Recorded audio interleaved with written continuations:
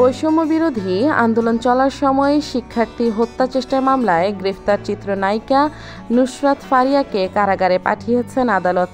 Dhaka metropolitan magistrate আদালত শুনানি শেষে তাকে কারাগারে পাঠানোর আদেশ দেন। নুসরাত ফারিয়াকে গ্রেফতারের বিষয়ে মিশ্র প্রতিক্রিয়া দেখা দিয়েছে।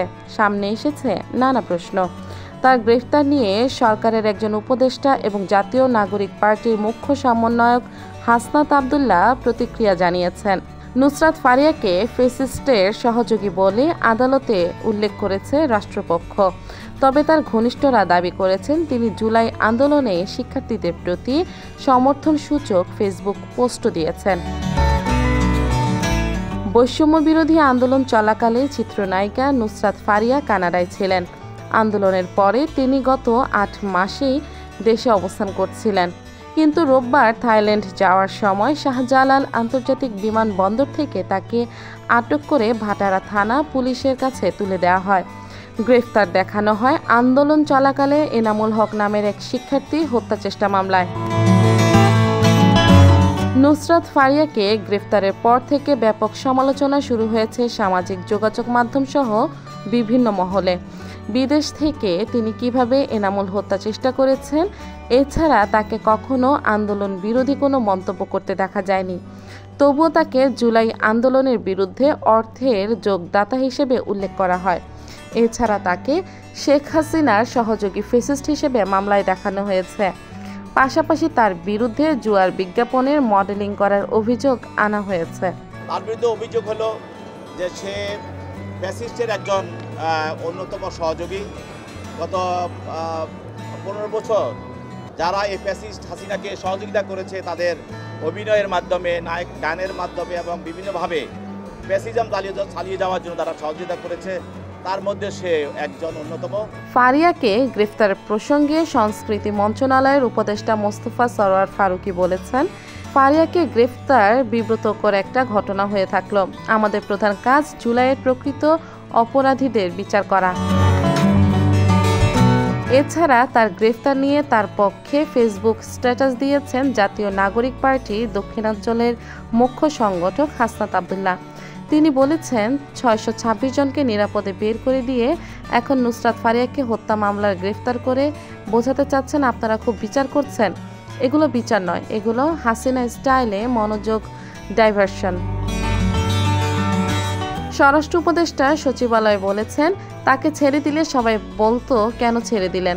নুসরাত ফারিয়া গ্রেফতারের পর সামনে উঠে এসেছে জুলাই আন্দোলনকে ঘিরে ঢালাও মামলা বাণিজ্যের বিষয়টি। গ্রেফতারের পর রোববার পুরো রাত মিন্টো রোডের ডিবি কার্যালয়ে ছিলেন নুসরাত ফারিয়া। সেখানে তাকে প্রাথমিকভাবে জিজ্ঞাসাবাদ করা হয়। পরে সোমবার ঢাকার চিফ মেট্রোপলিটন ম্যাজিস্ট্রেট আদালতে তোলা হয়। সকাল 8:30টায় ঢাকা মহানগর গোয়েন্দা পুলিশের কার্যালয়ে মাইক্রোবাসে করে আদালতে নেওয়া হয়। তাকে রাখা হয় সিএমএম আদালতের হাজতখানায়।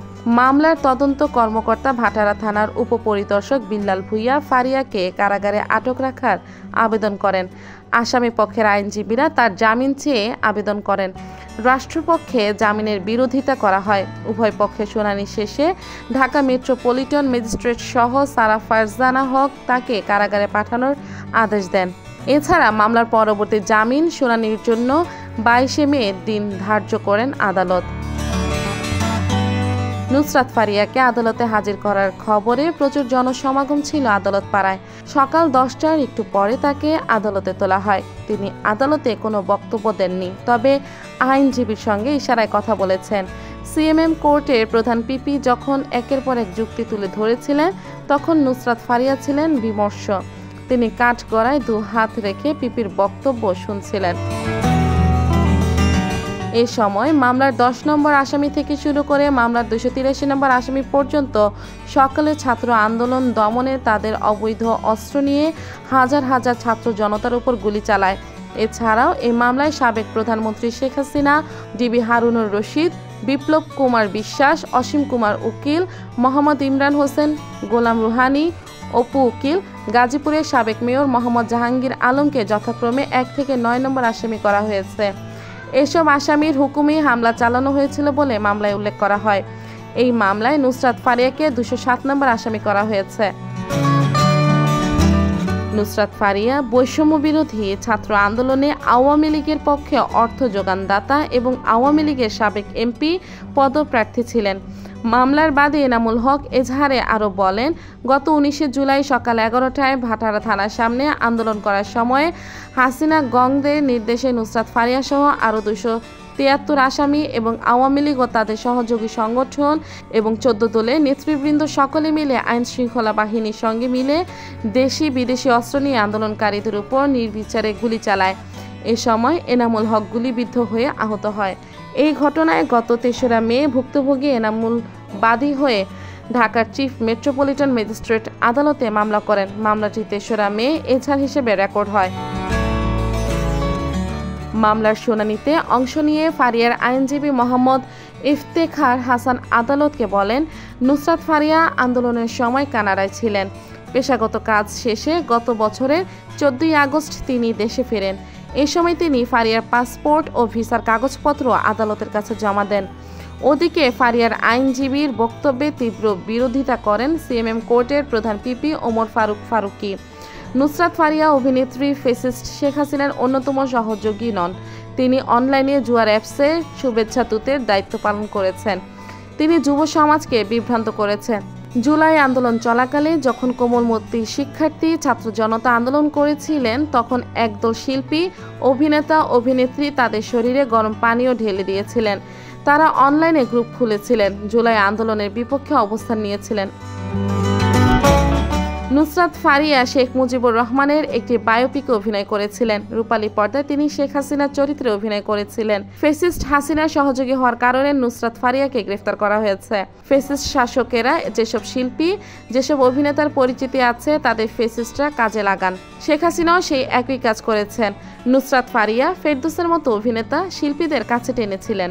নুসরাত ফারিয়াকে গ্রেফতার প্রসঙ্গে গতকাল দুপুরে সংস্কৃতি বিষয়ক উপদেষ্টা মোস্তফা সরোয়ার ফারুকী তার ফেসবুকে একটি স্ট্যাটাস দেন।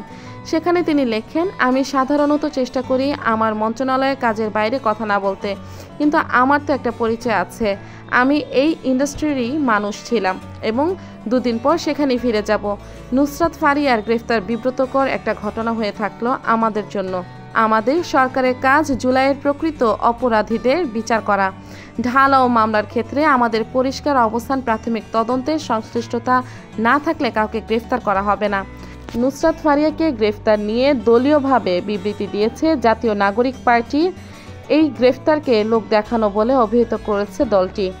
এনসিপির যুগ্ম সদস্য সচিব সালেউদ্দিন সিফাত স্বাক্ষরিত এক বিবৃতিতে এই মন্তব্য করা হয়। বিবৃতিতে বলা হয়, জাতীয় নাগরিক পার্টি এনসিপি মনে করেন এই ধরনের ঘটনা বিচার প্রক্রিয়াকে প্রহসনে পরিণত করেছে। অথচ আমরা দেখেছি জুলাই অভ্যুত্থানে হামলা ও গুলি করার ঘটনায় অভিযুক্ত সাবেক রাষ্ট্রপতি আব্দুল হামিদ চলতি মাসেই কোনো রকম বাধা বিপত্তি ছাড়াই দেশ ত্যাগ করেছেন। অভ্যুত্থান পরবর্তী সময়ে বিভিন্ন সেনানিবাসে আশ্রিত 626 ব্যক্তির পরিচয় এখনও প্রকাশিত হয়নি। ওদিকে জাতীয় নাগরিক পার্টি মুখ্য সংগঠক হাসনাত আবদুল্লাহ এক ফেসবুক পোস্টে নুসরাতের গ্রেফতারের বিষয়ে প্রতিক্রিয়া জানান। তিনি লিখেছেন, সরাসরি হত্যাকাণ্ডে জড়িত খুনিকে দেশ থেকে নিরাপদে বেরিয়ে যাওয়ার সুযোগ দেওয়া হয়। শিরিন শারমিনকে রাষ্ট্রীয় তত্ত্বাবধানে বাসায় গিয়ে পাসপোর্ট করে দেওয়া হয়। দ্বিতীয় ট্রাইব্যুনাল জানুয়ারিতে হওয়ার কথা থাকলেও মে মাসে এসেও শুরু হয়নি। ইন্টারিম 626 জনের লিস্ট কোথায়? 626 জনকে নিরাপদে বের করে দিয়ে এখন নুসরাত ফারিয়াকে হত্যা মামলায় গ্রেফতার করে বোঝাতে চাচ্ছেন আপনারা খুব বিচার করছেন। এগুলো বিচার নয়, এগুলা হাসিনা স্টাইলে মনোযোগ ডাইভার্সন। ওদিকে অভিনেত্রী নুসরাত ফারিয়ার নামে মামলা ছিল বলে তাকে গ্রেফতার করা হয়েছে বলে জানিয়েছেন স্বরাষ্ট্র উপদেষ্টা লেফটেন্যান্ট জেনারেল মোহাম্মদ জাহাঙ্গীর আলম চৌধুরী। সোমবার স্বরাষ্ট্র মন্ত্রণালয়ের সভাকক্ষে আইন শৃঙ্খলা সংক্রান্ত সভা শেষে ব্রিফিংয়ের সাংবাদিকদের প্রশ্নের জবাবে স্বরাষ্ট্র উপদেষ্টা বলেন, তার নামে যদি কেস থাকে তাহলে আপনি কি করতেন? ছেড়ে দিলে আপনারাই তখন বলতেন, স্যার আপনি ছেড়ে দিয়েছেন, তবে এ বিষয়ে তদন্ত হচ্ছে, নির্দোষ প্রমাণ হলে ছেড়ে দেওয়া হবে। নুসরাত ফারিয়ার গ্রেফতারের বিষয়টি নিয়ে সংস্কৃতি উপদেষ্টার বক্তব্যের বিষয়ে জানতে চাইলে স্বরাষ্ট্র উপদেষ্টা বলেন, এটা ওনার ব্যক্তিগত মতামত হতে পারে। যারা জুলাই গণহত্যায় প্রকৃত অপরাধী তারাই যাতে গ্রেফতার হয়, কেউ যেন ভোগান্তির শিকার না হয় এই বিষয়ে আইন শৃঙ্খলা রক্ষা বাহিনীকে নির্দেশনা দেওয়া হয়েছে বলেও জানিয়েছেন স্বরাষ্ট্র উপদেষ্টা।